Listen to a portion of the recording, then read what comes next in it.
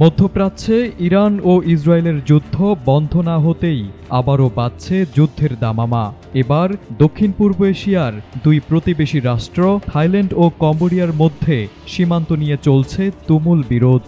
আর এই বিরোধই যেন রূপ নিয়েছে ভয়াবহ রক্তক্ষয়ী সংঘাতে।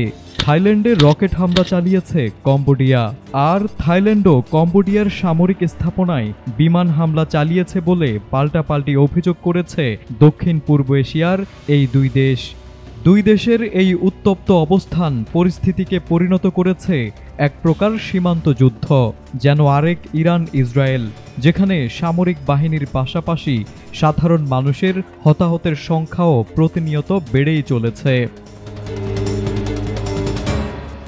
বৃহস্পতিবার সকালেই দুই পক্ষের মধ্যে হঠাৎ শুরু হয় তীব্র গোলাগুলি, আর তাতেই প্রাণ হারান কমপক্ষে 12 জন, যাদের মধ্যে শিশুও রয়েছে।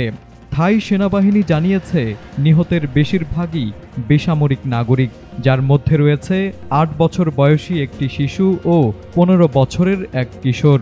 কম্বোডিয়ার পক্ষ থেকে এখনও হতাহতের সংখ্যা জানানো হয়নি। থাইল্যান্ড এরই মধ্যে সীমান্ত বন্ধ করে দিয়েছে এবং নিরাপত্তার কারণ দেখিয়ে কম্বোডিয়ার সঙ্গে কূটনৈতিক সম্পর্ক তলানিতে পৌঁছেছে। পাল্টা প্রতিক্রিয়ায় কম্বোডিয়াও সীমান্তবর্তী অঞ্চলে হাই অ্যালার্ট জারি করেছে। উভয় দেশই নাগরিকদের নিরাপদ স্থানে সরিয়ে নেওয়ার নির্দেশ দিয়েছে। থাইল্যান্ড এককভাবে প্রায় 40,000 মানুষকে সরিয়েছে বলে জানিয়েছে সেনাবাহিনী। দুই দেশের মধ্যে পুরনো এই সীমান্ত বিরোধ মূলত 1907 সালের এক বিতর্কিত চুক্তিকে ঘিরে, যার কেন্দ্রবিন্দুতে রয়েছে ঐতিহাসিক প্রি-বিহেয়ার মন্দির। সময়ের সঙ্গে এই বিরোধ ধামাচাপা পড়লেও মাঝে মধ্যেই তা রক্তক্ষয়ী সংঘাতে রূপ নেয়, আর এবারের সংঘাত যেন সবচেয়ে ভয়াবহ।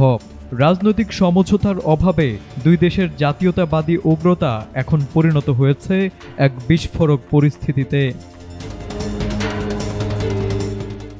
বিশ্লেষকরা বলছেন, যদি দ্রুত আন্তর্জাতিক মধ্যস্থতা না আসে তাহলে সীমান্ত উত্তেজনা ছড়িয়ে পড়তে পারে আরও বৃহত্তর অঞ্চলে। এই সংঘাত শুধু দুই দেশের সমস্যা নয়, বরং দক্ষিণ পূর্ব এশিয়ার জন্যই এক নতুন অশনি সংকেত। এখন দেখার বিষয়, শান্তি ফিরে আসে নাকি এই আগুন ছড়িয়ে পড়ে ভয়াবহ রূপে।